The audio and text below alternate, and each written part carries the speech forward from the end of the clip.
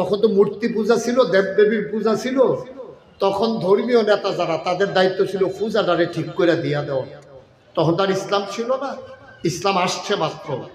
আর তখনকার যে ধর্মটা প্রতিষ্ঠিত ছিল, তারা 360 দেবদেবীর ইবাদত করত।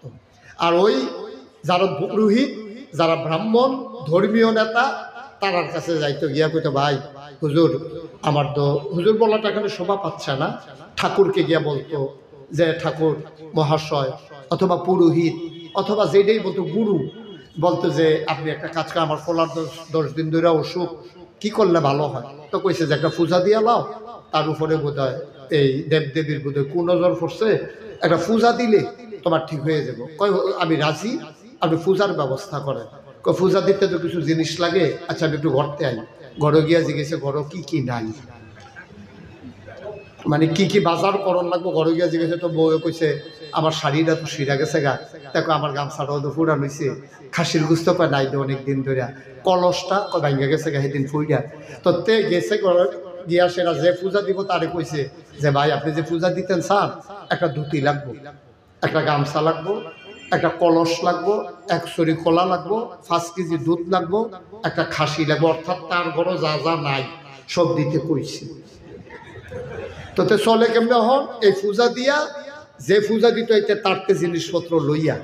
এখন নবী যখন আসছে, তিনি যখন বললেন লা ইলাহা মুহাম্মাদুর, এখন পূজার আর পূজা থাকবো নি?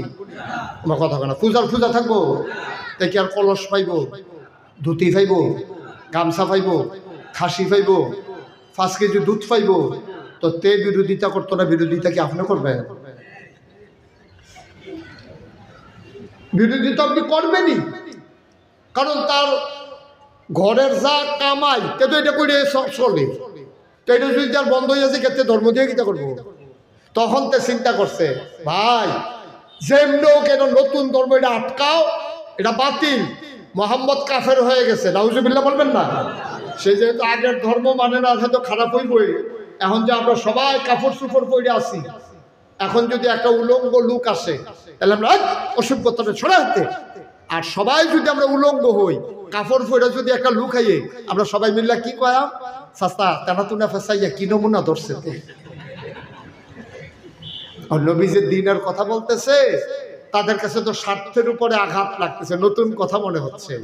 তার কলা শেষ, তার পুঁজি শেষ, তার টাকা শেষ, শেষে বিরোধিতা করবেই। আজকেও বাংলাদেশে আপনি খবর নিয়ে দেখেন, যারা ইসলামী শাসনের বিরোধিতা করে, যারা ইসলামী আন্দোলনের বিরোধিতা করে, প্রকৃত মুসলমান